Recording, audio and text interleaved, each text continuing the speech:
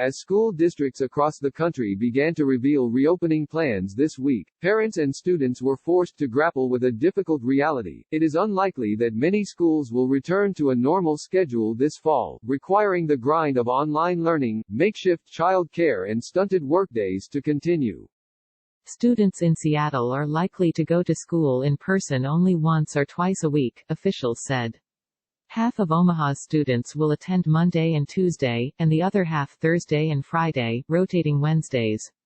And Fairfax County, Virginia, outside Washington, said students would spend at least 2 days a week in class, with the rest online. The governors of Connecticut and New Jersey announced guidance that they said would allow students to return to school, but left the details up to districts, with Governor Phil Murphy of New Jersey acknowledging on Friday that some schools would likely need to adopt a hybrid model and restrict daily attendance. Many of the nation's largest districts have yet to announce plans, although Mayor Bill de Blasio of New York suggested on Friday that all of the city's 1.1 million students are unlikely to return full-time during the pandemic. One day there's going to be a vaccine, he said, and I think that's the day when you're going to see things go back 100% to every kid in the classroom, as normal. Reopening decisions are likely to vary greatly based on the size and density of districts, as well as region. In the South and West, where political leaders have been more eager to reopen their economies despite a recent upswing in coronavirus cases, school systems may be more likely to return to a full-time schedule, albeit with distance restrictions, new sanitation procedures and mask recommendations. But for districts that hope to closely follow guidance from the Centers for Disease Control and Prevention, it would be nearly impossible to maintain sanitation and social distancing with normal school attendance. Class sizes in many schools would need to be cut by more than half. And while health experts generally recommend face coverings for both staff and students, some educators and parents say that is not realistic, especially for the youngest children.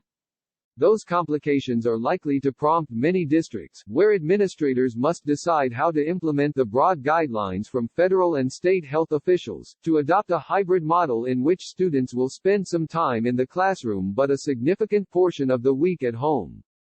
Although that reality has been apparent to many educators for weeks, it is just beginning to confront parents. Some are finding out this week that their scramble to balance their own jobs with their children's education and daily care will continue for many months, if not all of next school year.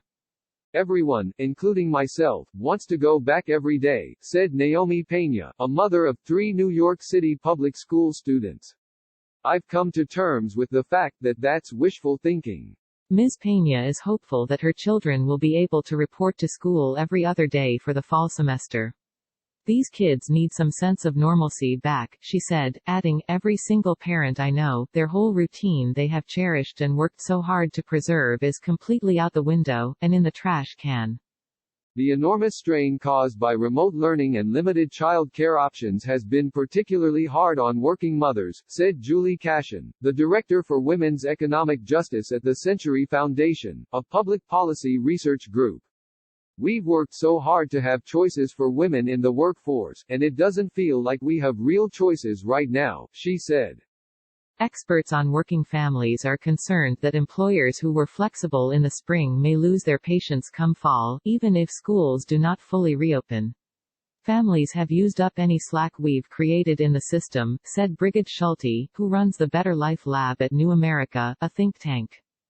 Most parents, teachers and school leaders acknowledge that remote learning did not work as well as it should have during the spring semester, and that it will need to improve rapidly for the coming year. The average American student is expected to return to school significantly behind academically, with low-income, Black and Hispanic students experiencing the greatest learning losses. Many schools are providing professional development to teachers this summer and also reconsidering how they use technology. Still, no matter how much online learning improves, keeping school buildings shuttered will have a profound impact on children, especially the most vulnerable. Those students have endured economic strife, parental unemployment and the burden of caring for younger siblings while being isolated from their own friends. In cities like New York, some are struggling with the trauma of seeing their family members, teachers and principals die of the virus. Schools offer a support system that is impossible to replicate online. As they make reopening plans, many districts are taking into account the special needs of some students. In Seattle, where the schools announced this week that their goal was to provide at least 2 days per week of in-person instruction to elementary students and 1 day to middle and high school students, officials said children with disabilities, those learning English and those living in poverty would be given priority for additional in-school support. Educators crafting reopening plans face a daunting set of challenges this summer, from how to procure enough masks and cleaning supplies, to how to reduce class sizes and redesign lesson plans to adhere to social distancing guidelines. Instead of clustering around tables for group projects, teenagers will likely receive more individual assignments, with the students seated at desks facing forward. Younger children won't be able to pile onto a soft rug for story time, instead, they will be required to sit in clearly marked spaces, 6 feet apart.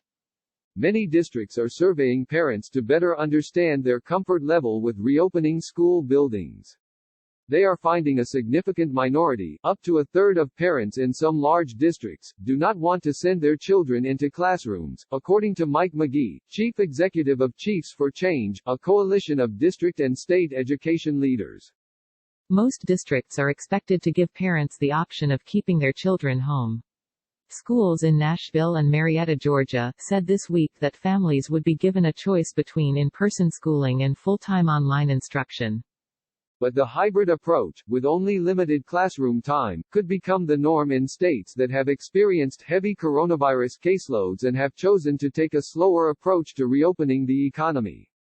Those states, mostly controlled by Democrats, also tend to have powerful teachers' unions, which have repeatedly raised a red flag about the health risks of reopening schools, even as they have pushed for limitations on the expectations placed on teachers working from home.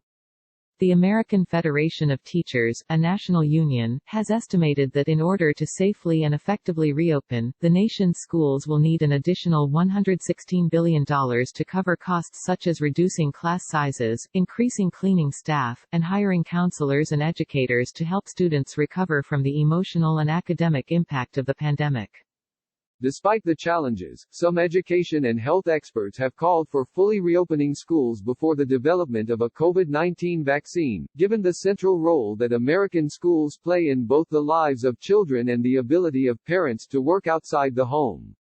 The experts point to hopeful evidence from child care centers that have remained open to serve the children of essential workers. Widespread outbreaks of the virus there appear to have been rare or even non-existent. Research suggests that children are much less likely than adults to die from the virus or to suffer a severe health consequence. Children may also be less likely than adults to transmit the illness. But the science on the virus has shifted rapidly in recent months, and much is still unknown. In addition, the pandemic has become politicized in many parts of the country, leaving school leaders wondering whether they can effectively enforce mask wearing and other risk mitigating behaviors among students and staff. That is just one of many concerns for Scott Murray, the superintendent of the Ector County Schools in Odessa, Texas. His days are filled with considerations of both logistics and teaching strategies. For students to return to school, he will have to reduce the number of children on buses at any given time. He is also weighing whether to reassign teachers so that only the most skilled at online instruction are creating video lessons, while others are focused more on small group tutoring and counseling, which could be provided either online or in person. Dr. Murray has yet to announce a reopening plan, but expects a hybrid model. I will not welcome back any child or staff member if I do not feel it's the safest environment we could possibly create, he said. Until we get past the dangerous period, right now, everything is on the table for consideration. Daniel E. Slotnick contributed reporting.